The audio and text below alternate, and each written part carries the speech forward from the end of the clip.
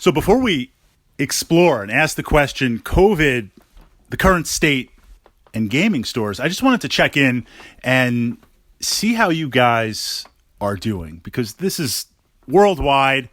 Things are doing much better here in New York. We got hit really bad with that first wave. I've been working remote since the middle of March. I've been very, very fortunate to do that. Gaming has shifted completely from the perspective of wargaming, board gaming, and role-playing games to remote, to solo. I've been playing a lot more board games solo, playing a Kingdom Death Monster campaign, making my way through Magic Realm, and living on a pretty consistent diet of Zombicide, Invader, and Mage Knight, working my way through those two titles. Wargaming has been list building and pulling out, I guess it kind of counts as solo, pulling out some of my really old Avalon Hill stuff, going into the Fritz gaming closet in the back there, beyond Dreadfleet, Space Fleet, Dark Future, pulling out Web and Starship. And I really enjoyed exploring Web and Starship. It's a space-based game where it was one of the first early games that you had three sides, that you could play three players against each other. Kind of really interesting. So pulling that out, having a lot of good memories playing there. And of course, role-playing games, in many ways, role-playing games have gotten better. Playing online, playing remote, playing pretty consistently, both leading a campaign and playing in a campaign. But as we open up here in New York, we're in the middle of phase 2. So more and more things are coming online, more and more opportunities to safely interact and get out there. I have to wonder with gaming stores, physical gaming stores, how that's going to kind of work, and a couple of the questions to ask or points to keep in mind. Now, certainly in terms of product, we're now able to go and place an order ahead of time and swing by and pick it up. Depending on the size of the store, you can have 5 or 6 people in the store shopping. I mean, there's a limit, but you can go in and you can shop. So it's nice to have that resource. I've been out of Nuln Oil forever, and I need to restock and kind of refresh some of my paints and pick up a few supplies there. That's good. But in terms of physically playing, let's kind of have this model, because I know all of us with gaming stores that are different in size and scope. Let's look at a pretty big gaming store and ask the question.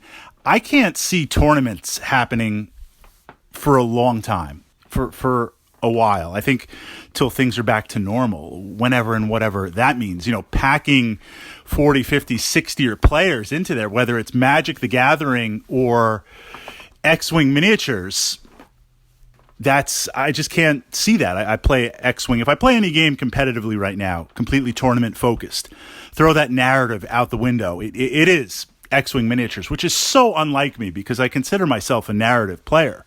But X-Wing, because I'm not attached to the IP, I can just build completely wreck face lists and go out there. And I was kind of looking forward to, at the beginning of the new year, the spring tournament season and the summer tournament season for it. I can't see that happening. In terms of wargaming, even that I kind of wonder about, not so much from the distancing. I mean, we can stay 6 feet apart, but a war game has that interaction where as we move our pieces, as we roll our dice, now I'm not touching your toys, you're not touching my toys, but things interact, things get close, especially like Warhammer 40K. I pile in my toys into the assault. My Cornate Berserkers get in there, bolt, pistol, chainsword. Your stuff moves in. As we're resolving certain phases of the game, we're pretty close.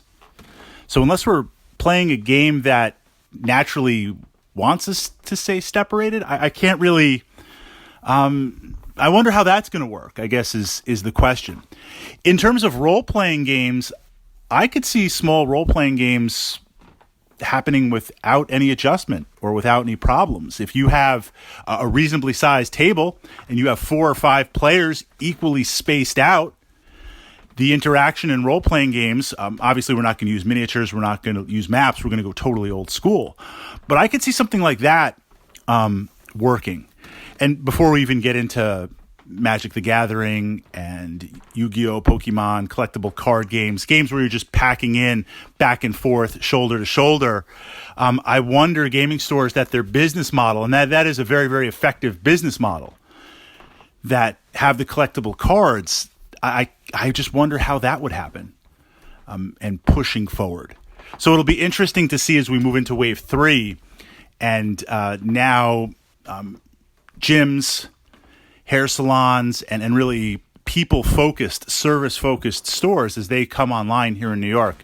I wonder how the gaming stores are going to transition and make that bridge from now you're back and you're able to operate as a business, but until things are the new normal, until things normalize, how is that going to work?